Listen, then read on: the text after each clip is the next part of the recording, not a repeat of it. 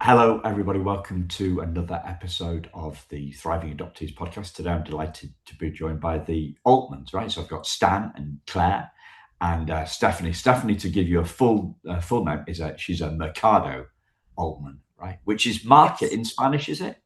it is actually. Yes. Yeah, yeah, Yeah. market, yeah. Because I'm familiar with going on Spain on holiday. Super Mercado, right? So Mhm. There we you haven't go. we It's haven't a market. Yeah, we've got a super Stephanie on the show today, along with her mum and dad, Stan and Claire. So let's start with Stan and Claire. Well, let's start with Claire, right? For Mm. ladies first. What does thriving mean to you, Claire? Well, if I could sum it up succinctly, I think it feels like I'm growing in, you know, in depth of understanding and feeling, in just knowing myself, um, as opposed to feeling stalemated, which I know is not a word, but so Like you mean? Would you mean like stuck, yeah, um, stationary? right. So that's what thriving uh, means to be. Yeah, Um, yeah. And Stan, what does thriving mean to you? Well, what it means to me is that the things I do in my life have meaning.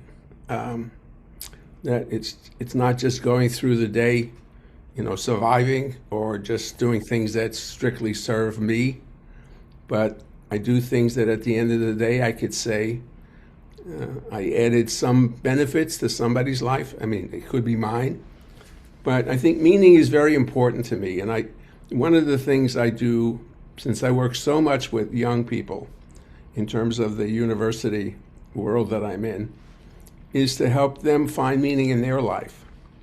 So that's kind of what thriving means to me, is helping young people find agency as I find my own agency. Yeah, yeah.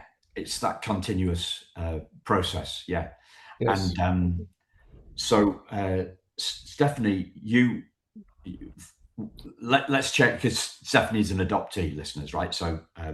Stephanie was adopted by Stan and Claire after your mother's death, right? That was, Hmm. and then you were living with them for a while before the legal stuff came Hmm. good, right?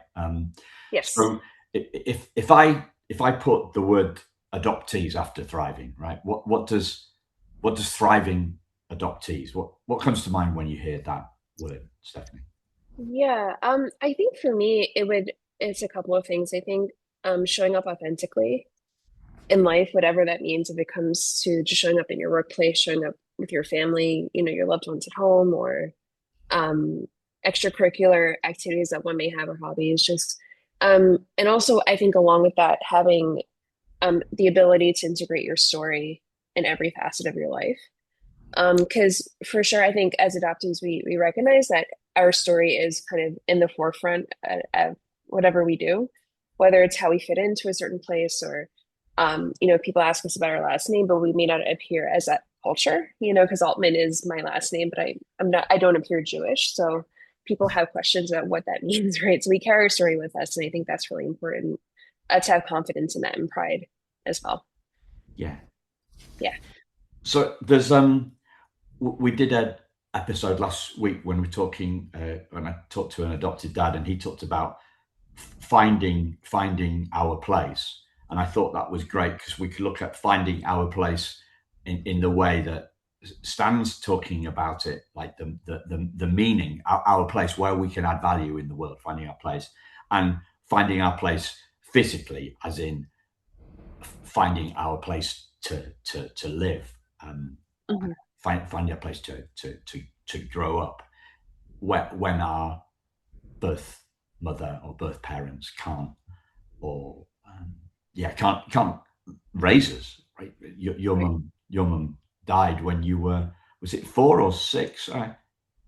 Yeah, I was actually five. So right in Five. the middle. I was 5 years old, yeah, when she passed. Yeah, yeah. Yeah. And So that must have been, well, how was it?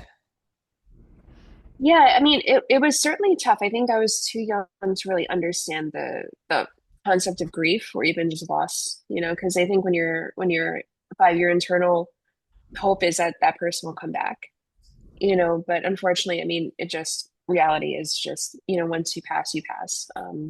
But I think throughout the years to follow, I dealt with it appropriately in therapy, and my parents were all huge advocates of just being self-aware and um, holding grief in a way that wasn't detrimental to myself, but just appreciating the good memories that I had with her in a very short time frame. Yeah. So, yeah. Do you remember your reaction to it, Stephanie? Yeah, I have to say I was pretty numb. Also I think there was so much of a chaotic environment that I was already growing up with him that it felt kind of like this was a temporary thing that was happening to her, but obviously it wasn't. Um, so I would say it felt numb, but then it really set in when I was like seeing the days go by and I didn't see her coming back home, and people all across like my family and my parents and other caregivers that were saying, she's in a better place, like she's passed on.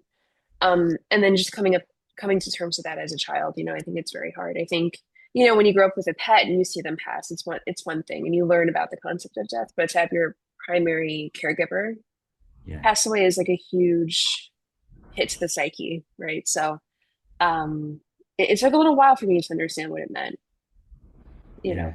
but I eventually came to terms with it and just dealt with the grief as it came in. Yeah. Yeah.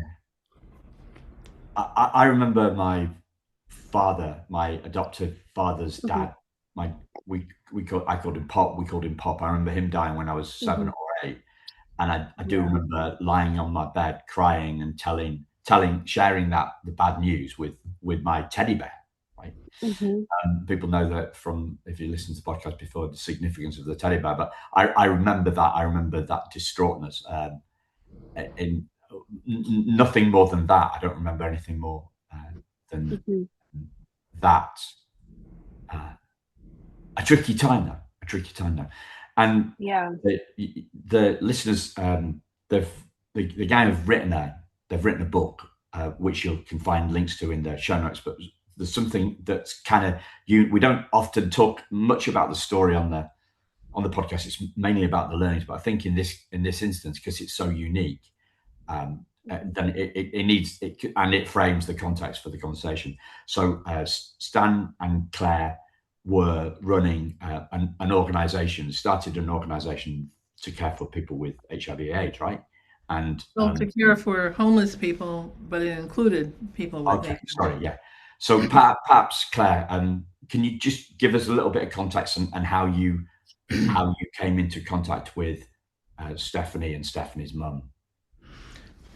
Well, interesting story. Stan had taken a leave of absence from Stony Brook University, which is where he was teaching and being an administrator at the time, to do a study for the New York State AIDS Institute on the housing needs of people with AIDS, because the city, and I guess the state too, had figured out that there was some survival rate of AIDS, even though the drug at the time, the only one was this AZT drug, which wasn't very effective. And so he was doing his study. Some people urged him to also do housing. He tried to raise some money to rent a place from the Catholic Church, and he did raise about $10,000 with some fundraisers. But then the hue and cry from the neighborhood, who thought that AIDS was transmissible by the air, really said, "Not in my backyard." So the lessor, the church, backed away. And Stan said to me, "If your organization decides to do something for people with AIDS, I'll give you this $10,000. So with that big bankroll, we decided, well, we should really do something for people with AIDS. But we looked at the populations that weren't being served. Mostly the services were, this is now the late 80s, were for gay men, and usually from, Manhattan Village, more middle-class neighborhoods. But we were seeing not only the rise in the AIDS with drug abusers, but also with the mothers. There was a positivity rate for AIDS of about 2% amongst of the infants born in the Bronx, particularly, back then, which epidemiologically is a high percentage. So we said, okay, nobody else is doing this. We'll try to focus on families with AIDS, which turned out to be mostly mothers. So we parlayed his $10,000 into $16 million and found a building, renovated it, and we created another NGO to run it. And I was the chairman of the board. And the first day we were open, May 3rd, 1991, I'm looking out the window to see if any of the people who said they were coming would come. And the first two people who walked up our stairs were Stefanie and her mom. Stefanie was a babe in arms, as it were. She was 3 months old. And so I felt this instant connection, and it kind of grew from there. Immediately I felt very protective of the two of them. We had room for 90 people, and we often had 90 people. But interestingly enough, I was really only drawn to be connected with Stefanie and her mother. Yeah. And that led to eventually to the adoption, right? Well, yeah. There's a lot more. There's a lot more to it, and I guess that's what the book is going to be about, right? So people can check that out. You've all touched Stefanie and Claire, you've touched a little bit on identity and story and authenticity. So what does that, perhaps if I could ask you that question, what do those terms mean to you, Stefanie? Identity and just identity, identity, authenticity, and story. How do those three things come together for you?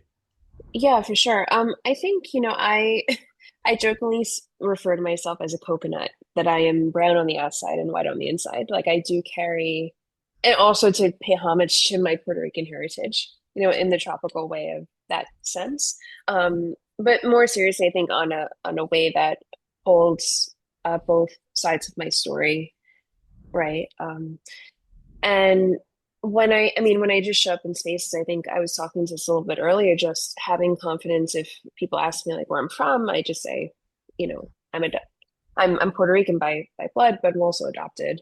If the adoption piece does come in and it's appropriate to share, and just I think not being shy to share with people that I am adopted. I don't think there's any shame at all to say that. And I think it kind of piques people's interest in terms of like the story that comes with it, and then how identity is within that story and how authenticity comes out as well. Yeah. So. Was there a journey? Because there's the humor, and then presumably before the humor there was a piece, I'm guessing, and before the piece there was a little bit of, perhaps, I'm guessing, was there some kind of consternation or confusion or dysregulation around that, some upset about that? Was that a journey for you to that where you're at now? Yeah, absolutely. And I think to this present day, I still struggle sometimes with holding both equally in certain spaces, or who I'm with. I think one side comes out more than other sides do, given on the situation, because I think it's fair to say I had a pretty fair exposure to my family of origin. So I'm able to hold on to that Puerto Rican heritage a little bit stronger than if I were a kid, like a toddler or a baby, adopted back then. So I think there has been maybe dysregulation or not confusion, because I think I hold pride in both stories and both identities in that way. But it's certainly something that I kind of feel is a inherent limbo, or kind of just, it's kind of a void space in some ways, because it's hard to occupy too. But there, in certain instances, I'm able to lean into one or the other, or even both. I mean, it depends on some very fluid, or kind of like a chameleon in that way. Yeah. Yeah. So, but you, as you say, chameleon, you're smiling. Yeah. And some adoptees are annoyed at having to be chameleon-like, or some others view it as a strength, right? That we can people say that, you know, we grew up having to read the room, so we're good at reading the room, and Yeah. we can be a chameleon. That's an empowerment thing. That's a superpower thing. Hmm. So what's your take on chameleonness? How do you see it? Superpower or Yeah. a natural byproduct, or, you know, what's your view on that? Yeah, for sure. I think it's a double-edged sword in some ways. I think there is the kind of the superpower aspect to it that is um very cool in the way that you can, I don't know, just for me, I'm easily adaptable, I think, to to different settings or situations that I'm in. But I'm also, I think, just as a person, inherently empathetic, so I'm able to read a room, inherently, and I think that adds to kind of the presence of the strength of being quote a chameleon in whatever case it is. Um, but I think the other side, right, is that how chameleons change color. Like, what are your true colors as an adoptee? You know, in terms of like what's your inherent quote DNA or like whatever that is. I mean, your DNA is inherently just what it is inside biologically, but like, I think it can be a little bit ambiguous in terms of like where you do fit in. So there is kind of like you kind of teeter totter on both ends. Yeah, So I can appreciate both sides, like the complexity and kind of the frustration that you don't fit into a particular spot or space or situation. But there is kind of beauty in the way of being adaptable and being um, flexible in yeah. ways that maybe others can't be, right? So yeah. So maybe it's about identity is more about how we feel about our identity rather Yeah. than the identity itself. Yes, for sure. Yeah, Yeah. Yeah, that's a really good way to put it, right? Because we do have ourselves, but we have our emotions, right, around it and how we yeah, react or yeah. respond rather. Yeah. But, you know, it's I've never thought about it quite like that to that moment. And Hmm. it goes on to a bigger question, or a kind of a similar question for me. It's about you know, if we think about trauma, then there's the feeling, our feelings about our trauma, right? So Hmm. if we are less scared by big emotions coming and going, Yeah. right, and then we're not trying to suppress the emotions or put a lid on the emotions, or we're not explosive about those. So it's Right. more about it's more about how we feel about our trauma. So if we think, right, oh, here it comes again. Why won't these feelings of insecurity go away? I'm destined to love what, you know, like I'm destined to live live in this trauma for the rest of my life. I'm snookered, we would say maybe in the British. You know, I'm stuck with it.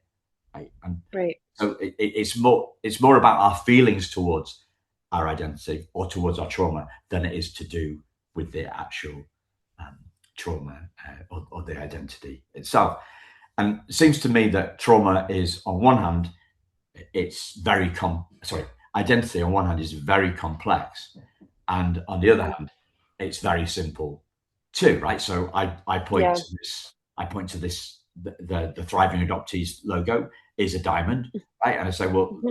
that's our metaphor for who we truly are. That Yeah. metaphor, that diamond is hidden, sometimes hidden below layers of common, but that's it, really, you know. But then we could look at identity on a far more complex way than looking at it Right. like that. Um, so I want to bring in uh, you, Claire, if I can, on the identity, because you talked about part of thriving is knowing yourself. So what do you mean by yourself when you say that? Um,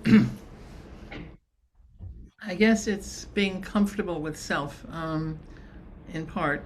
And growing up, I grew up in Tennessee, and I was always kind of an outlier um, within my family. They and I from an early age. I mean, it was in the late 50s, early 60s, I grew up around the civil rights movement. My family was all Caucasian, and I really resonated with civil rights leaders. And at one Thanksgiving dinner, I had brought a long playing record of Martin Luther King's speeches, and I put it on the record player, and everybody at the Thanksgiving table got up and walked outside in the freezing cold. And I was, I guess, comfortable being an outlier. That's all I can say. There wasn't a whole lot of connection in some ways. So that meant being alone, although I also found friends and people I related to. And so I guess when Stefanie and her mother walked up the stairs to our center, I felt confident that somehow there was a connection with these two people. So I think it's, this facility that we created, this residence, there was nothing like it frankly, in the country. And so I felt confident knowing who I was that somehow we could pull this off, even though it's a steep, we're taking care of people with very serious illness and so on and so forth, and we're responsible for their care. But I thrived because I never doubted that with help, not by myself, but we could do it. And so I think it's kind of what it's like for me. I've taken on things like that, but knowing that there will always be some people around that can help. Yeah. So have you got any idea where the confidence in being an outlier came from, or do you feel that this was just innate? It's as long as you can remember. As long as I can remember. I mean, nobody told me it was a good thing to be an outlier. In fact, they chastised me for that. But somehow it just felt if I followed my internal moral compass about what was right, then it would work somehow. We we got a lot of grief, I guess is not grief in the sort of common sense word, not pushback, you mean? Yeah. When we created this center, the State Department of Health Commissioner was a big supporter of us, but then right before we opened, he had a stroke and died. And so it was like the chickens come home to roost. All the people in the health department who didn't like us came out, and they were, trying to close us down and this and that and the other thing. And somehow it was in me that I wasn't going to give up. And in fact, one time the New York Times called and said the health department has called and said there's one of your residents beating his head against the wall. Can you explain that? I said, well, they got it part right. It's not a resident, it's me, and because they're driving me crazy. And if you want to put the New York Times, please be my guest. And they were like, oh no, okay. But I think also with Stefanie and adopting her, Stan and I both, once he got to know her, we both felt committed. And some people said this was a kind of crazy thing to do. And we, it perhaps wasn't rational, but we felt that none of our friends were doing anything like this. And we were kind of a little bit older, in our 40s and 50s, for adopting a child. And so we just felt, sometimes like if you know in your heart it's right, you just do it. Yeah. Because so much of the things that we do aren't rational at all, are they? Stan can speak to that because he's the rational one here most of the time. But Stefanie changed that. Oh, no, okay. She didn't change me from being rational. I mean, you're sticking with the irrationality, right? No, I think what I'm smiling, listeners. You can't see that. Maybe you can hear that in my voice. Sorry, Stan.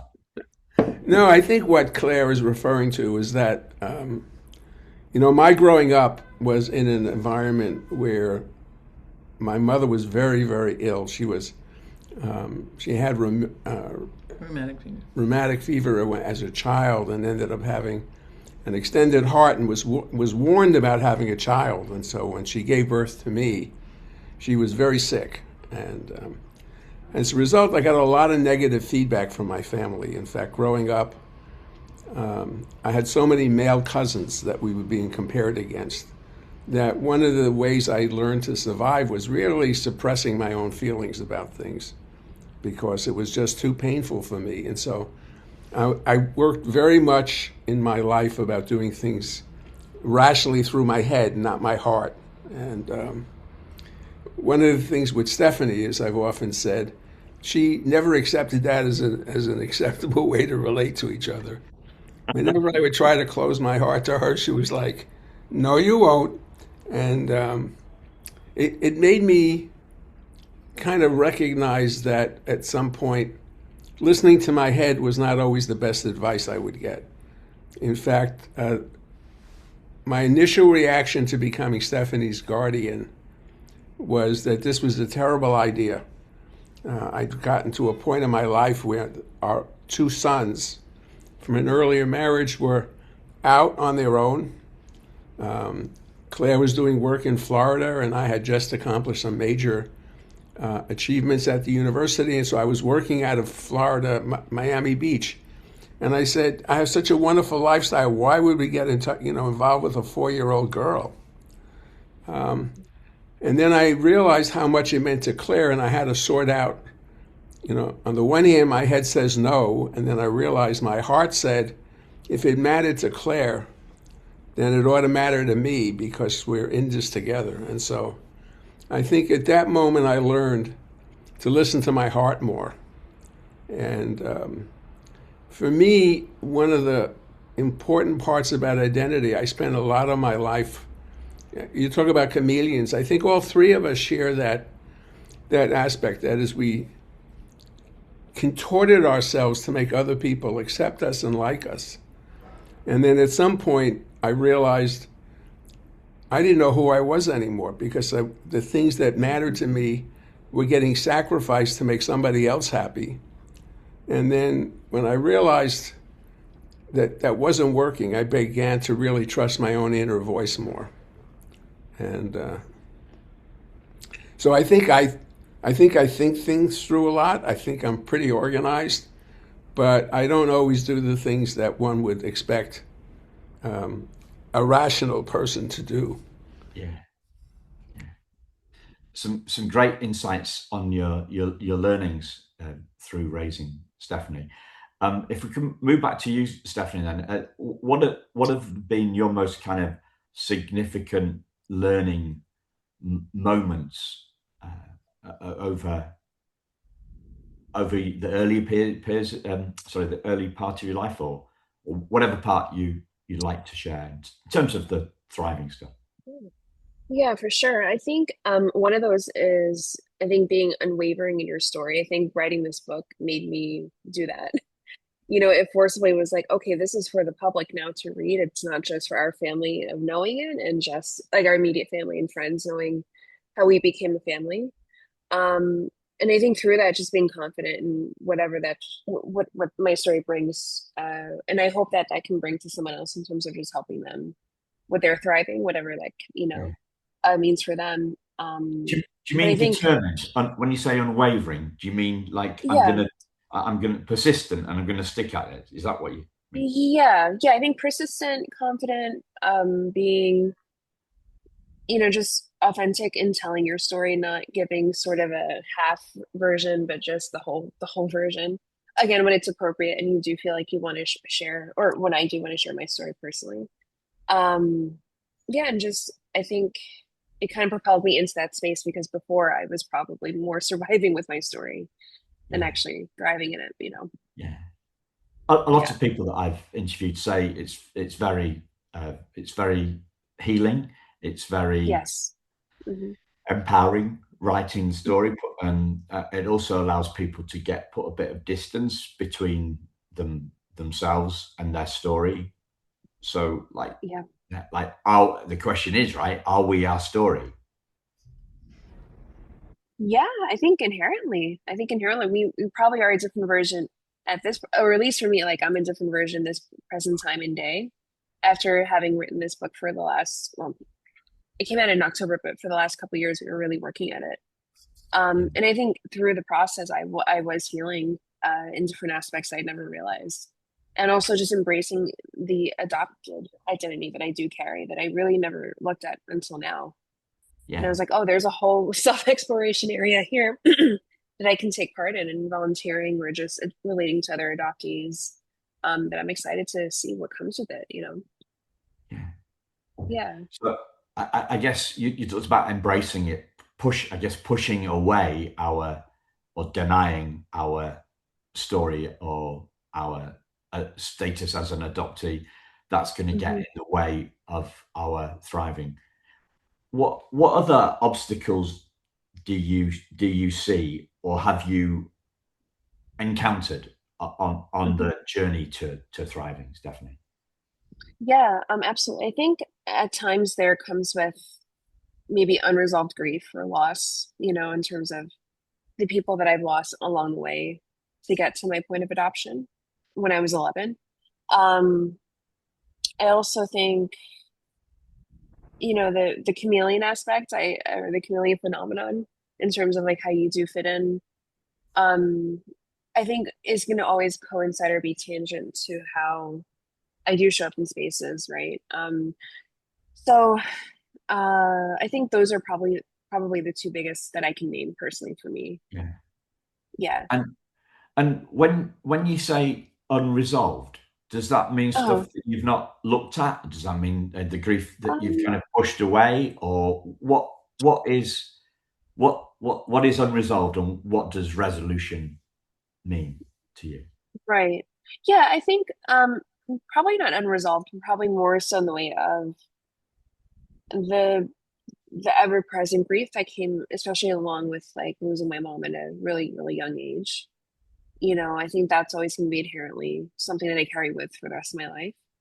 Um, so it's probably just it's a little bit of the more melancholy feelings that I think come with being adopted, that are really not a hindrance or anything like that, but they're just something that and at least for me, I can just admit to just having that be another side to my identity that I carry with me. You know what I mean? Yeah, kind Yeah, of. and just being okay with that. Being okay with it. Yeah, So not again, being it's ashamed. Yeah, it's been kind of being okay. What one of yeah, my mentors used to say, if we're okay with not feeling okay, we're always okay. right, exactly. And leaning into the discomfort sometimes, or the sadness, or whatever comes up. Yeah, You know, leaning into it, right. to me, as you're describing it, hmm is another word for resolving it, or perhaps the Yeah. leaning in comes first, and the resolution comes as a an afterthought, or through that process, because we hear so much about people trying to. I mean, you use the word numb, but we hear of hmm adults trying to numb their pain through substances, Right. shopping, or the whole nine yards. hmm So we're trying to numb stuff. We're trying to suppress stuff. Stan, you talked about keeping stuff down. I recall on this, my I saw a therapist for a couple of months, maybe 12 years ago, something like that. She gave me the notes after at the end of our 6 sessions. There wasn't a lot of detail on there, but it says, um, I was thinking about it when you said this earlier, Stan. Simon avoids emotions and goes to the safe place of cognition, or Right. something like that. Yeah, yeah. So, embracing, leaning into grief is the opposite of trying to push it away or put a lid on it.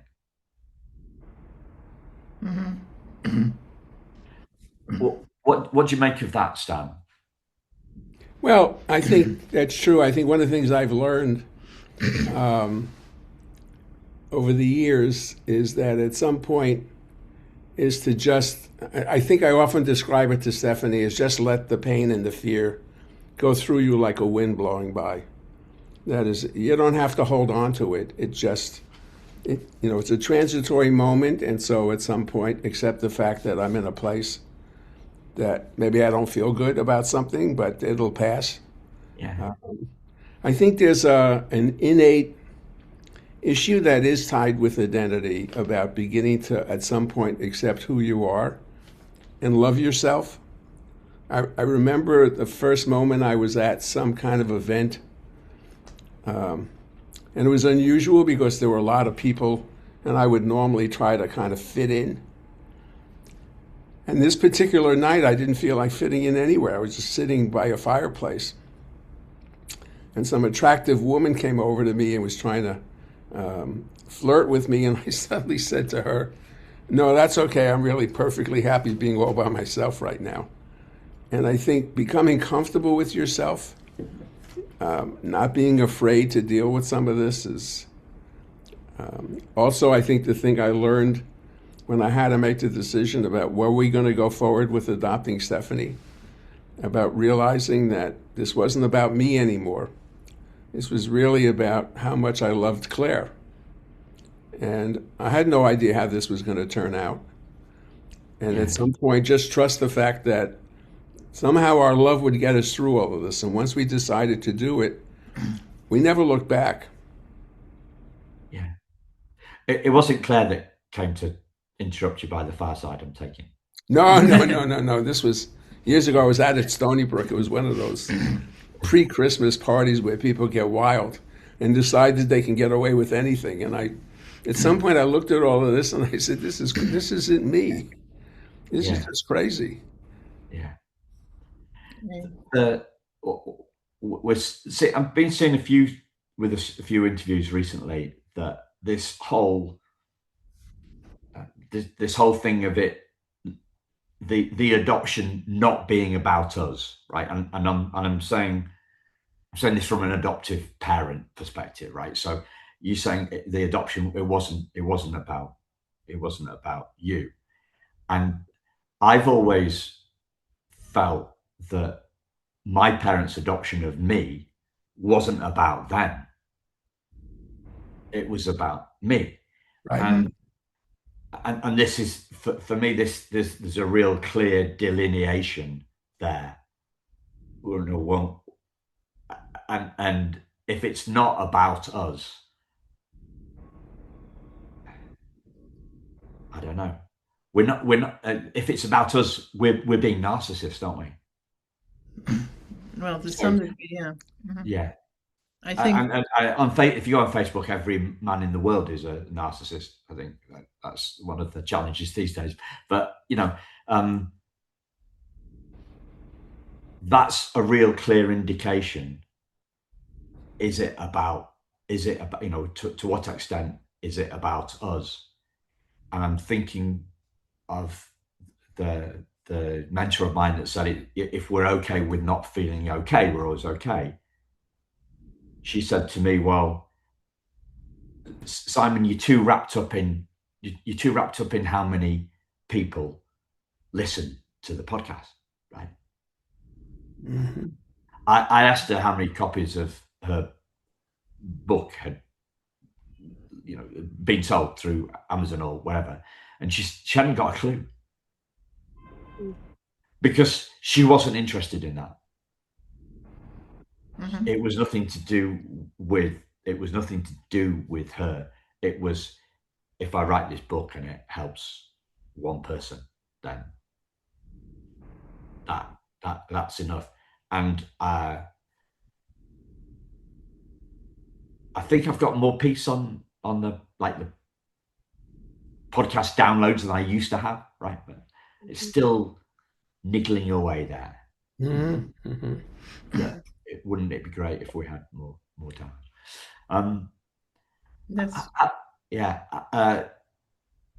Sorry, I went off on a bit of a tangent there. How do you see the relationship between trauma and thriving?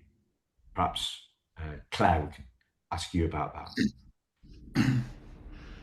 Well, I guess I certainly agree with Stephanie and Stan that trauma, I mean, many of us, maybe all of us, go through some kind of trauma.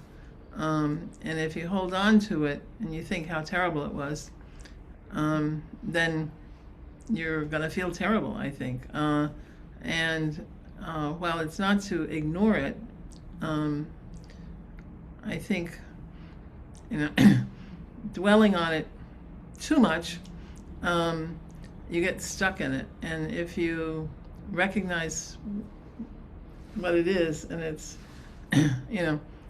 my trauma was whatever it was, and I can now look back and say, well, I got through a lot of things. I didn't resort to shopping or drink or whatever, and so I must have gotten through it. And then to be able to really feel like you're given a gift, in our case with Stefanie, which very much outweighs the trauma and brings this great blessing, which was had a lot of struggles attached to it when we were sharing custody with her mother's partner and other things, but that I don't look back at those things as being traumatic to me. I look at those things as hurdles to be able to get what we wanted to do, was to help Stefanie. And a concept that one of, I guess I could say mentor, but he's a fellow, Stephen Post, who wrote the foreword to our book. A concept he's kind of turned us onto is the idea of adoptive love, which is, basically, I guess you'd define it's definitely about the other. And this is not about us. It's about the kind of love we feel for Stefanie. And the other thing, it's a little tangent, but the other thing that I know what you're talking about with, counting the listeners to podcasts. And in the early days after our book was published, I was looking at, how many are selling. And then it stopped mattering. And I think the one thing that came through is a lot of people have commented to us. They didn't write reviews on Amazon or some other place, which maybe would have been nice. But the most heartfelt review that we've gotten, or at least for me, is how many people said, we really appreciated your honesty. And I thought, well, why would you write a book and not be honest? But I guess that people do that. And it's what Stefanie said, writing the book helped us to come with our feelings and just sort of, in some ways, without labeling this, make peace with things. Because we could talk about them and be willing to share them with whoever might hear us or read the book or whatever. And that, I guess, that's a rewarding thing. Yeah. One of the things that I've been seeing recently through interviews is this truth that feelings come and go, like Stan said. If we don't hang, and you said it too, in terms of like hanging on to them. So if we, trauma is largely a felt thing. It's something that's felt. Our feelings come and go, but we designate trauma as something that's kind of ever present, whereas the feelings seem to come and go, right? We treat trauma as if it's a monolith rather than a feeling. I don't know if that is that too far out. I don't know. No, I might express it slightly different. Simon, I think for me, the trauma was like an overwhelming experience for which I needed to find a way to stay safe. And so I created this other world in which feelings no longer were part of me. And at some point, as I got older, and ironically, how much of this is really tied to Claire and I finally getting together, but finally realizing that these were artificial walls that I created at a time when I was very vulnerable as a child, and I'm not a child anymore. that it's time to let go of the walls. And at some point, they were gone.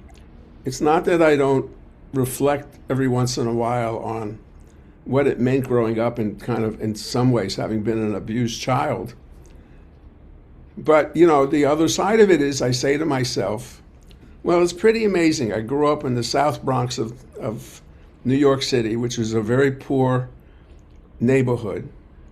And here I've been a college president. I've been a dean of a school. I had a career. If you would have asked me when I was growing up whether I could aspire to this, I wouldn't even have known what this thing was. Could I have experienced the joy of watching Stefanie grow up and getting ready to get married? I would have told you were crazy. That's not in my future. And yet here it is. So I think, it's like so many other experiences we have. We then build up a world that we see the world through, which is not real. And for me, beginning to see the world as it is, beginning to see people as who they are, is very important. And I think that's, for me, has been one of the most meaningful things in my life now, is that I no longer have to construct these artificial stories about other people I don't even know, or even assume that I know all the answers. Yeah. Stefanie, you were going to say something about trauma and feelings? Yeah, I think, I actually, it's a story that I think I want to have it illustrate a point. I think, when you break a bone, and depending on the weather, like when I was a kid, I broke my right ankle during a basketball game. And, to this day, when I go to the gym or whenever it's cold outside, it depends on what's going on. And sometimes that ankle will feel iffy or just feel off. Um, and I think trauma is kind of the same way, like we learn how to deal with it and adapt. Because it's going to be it's going to be a scar, I think, that we carry, but it may fester, sometimes it may not. And I think it's just going with the flow of how that persists, Yeah. It's a bit of a sore spot, but we adjust and can draw strength from it, if anything, and just forge that whatever bad happened into something hopefully good for us, that we get stronger. Yeah. I want to go back to something that you said, Stan, about the walls. You talked about the walls coming down. Mm-hmm. What was it that brought the walls down? Well, I think it was probably, and this may sound odd, at some point I realized that I was spending so much of my life making other people happy and therefore denying parts of myself that I wouldn't do it anymore. And at about exactly the same time, very shortly thereafter, my oldest son decided he wanted to now spend more time in New York City with me. And so I decided to throw a dinner party to invite some other people. And I happened to invite Claire, who we were in the same social circle, but didn't really know each other very well. And over a very short period of time, we really began to connect with each other in ways that I would have never expected. And I would say that experiencing unconditional love from Claire was like a shock, because I'd never experienced it before. Every one of my relationships, including growing up in my family, had all these conditions on it. I'll love you if. And in Claire's case, there was no if. Yeah. And I think for me, at the beginning, it was kind of overwhelming. I didn't know how to deal with it. But I think that ultimately said to me that she has my back, which is why when we got around to the question about Stefanie, I had to say to myself, if we're really in this together and she always has my back, shouldn't I have her back? And so at that point, my heart prevailed and said yes. Yeah. So similar sort of question to you, Stefanie. What was it for you? What was it that eased that pain? And using your metaphor of the ankle, what's eased the emotional pain rather than the physical pain of your ankle? No, for sure. That's a great question. I think for me, what was always prevailing was the fact that my parents were always open to discussing what was on my mind, I think, as a kid. Because if I'd gone to my caregivers at the time in my family of origin about anything, I was either chastised, I was either just shut down with no invitation to really explore like emotionally what was going on. It's like, oh, you'll get over it. It's fine. Just keep going. There's no consideration of like how um anything would be dealt with emotionally. It always was suppressed. And I think with my parents now, and in the past too, um, it's always been a very open and honest space that we are able to tap into, which is great. And I think as I showed up a little bit, it wasn't just like me plunging into like, oh my God, this is what's going on with me right now. But I was pretty quiet as a kid, but I think as I learned and was urged to just share what was going on with myself internally, and also seeing the safety and the trust that was fostered in those moments, I think was okay. Like I can step into this. Like the water is not going to be too hot. I can tread in and just kind of walk in slowly and get deeper. Which is, yeah, I think just by a little happenstances, that's how I grew into trusting. Yeah. Yeah. Happenstances, you mean lots of little events? Lots of little steps. Yeah. Yeah. Yeah. Just testing a little bit and a little bit and a little bit. Yeah. Just to see how okay it was, Yeah. Cool. Yeah. So we're coming in on time. I just wondered is there anything else that you'd like to share that I've not asked you about? I think one thing I would say, Simon, one of the things that many of our friends have said is how lucky Stefanie was in terms of what we've done for her. And Claire and I often have to remind them how lucky we are. Yeah. Because this isn't a one-sided change in life. I mean, she's changed our life and for the better, and we've watched her grow up, and so we get a sense that we've changed our life for the better. So I think it's important to recognize that the whole adoption process, if done with an open heart, and I think if done with the honesty that what you're trying to do is raise a child to be a full person, that it's about their growth, not about your possessions, I think it's a win-win situation. So I think we're just feeling very blessed over the fact that this all happened. Yeah. I mean, that echoes what I think what you said earlier on, right? It's about Stefanie. It's not about you. Right. And for my parents, it was about me, not about them. Mm-hmm. Yeah. I think that's a very important, not just for adoptive parents, but for parents, period. Yeah. That is your child. Your job is not just to own them. Your job is to prepare them to live their own personal life, that in a way that makes them feel fulfilled. Yeah. Stefanie, have you got anything to add that I've not asked you about? Yeah, I mean, I just wanted to say I really relate to your logo for Thriving Adoptees because I think our story shows the kind of the forging that we had to go through, all the burning and the shedding in terms of just, all the circumstances that happened for us to come to the final product, which was this diamond that we all saw in the rough, but we were aiming towards and working towards, Yeah. So I just want to say I appreciate your logo and the thought behind it and how that really relates to a lot of, I'm sure, adoptee stories too. Yeah. Just ours. I had a realization last week about the diamond. Right. So I talk about excavating diamond mining, right? So you've got to go through the layers of rock to find the diamond in the physical world. And in the adoptee space, sometimes we have to go through the layers of the trauma to find the diamond underneath. Exactly. But the diamond was always there. We just hadn't found it. Right. Yeah, exactly. Yeah. And just having the courage to go through it, the excavation process or the processing process, right? And it's an excavation, and it's as simple and as tricky as that. Yes. Yeah. Yeah. It's layered for sure. It's layered.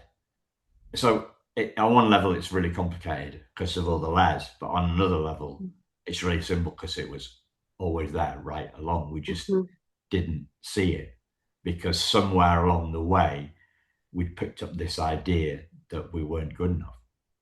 Right. That's a thought, right? Mm-hmm. That's a belief. We're not born believing anything. No, it's true. And I think our stories do formulate ideas of who we think we are, right? Yeah. Until you have to excavate through the stuff and extra stuff. Yeah. Yeah. And see that the story's not true in some instances, right? The story in our head about who we are. Exactly. It isn't the truth. You know, we've had the wrong track on repeat. Yeah, exactly. Somebody gave us the wrong record. Somebody gave us the wrong record. Yeah. So we take on what, like, that's what happened to you, right? People were telling you that the stuff was down to you, Stan. Like, people were making it about you, making your mother's illness about you. Right. Good way to put it. Yeah. Thanks, guys. Thanks so much, and thanks to listeners. We'll speak to you again very soon. Take care. Bye-bye. Thank you, Simon. Have a great day. Thank you. Bye-bye. Thank you. Bye. Bye.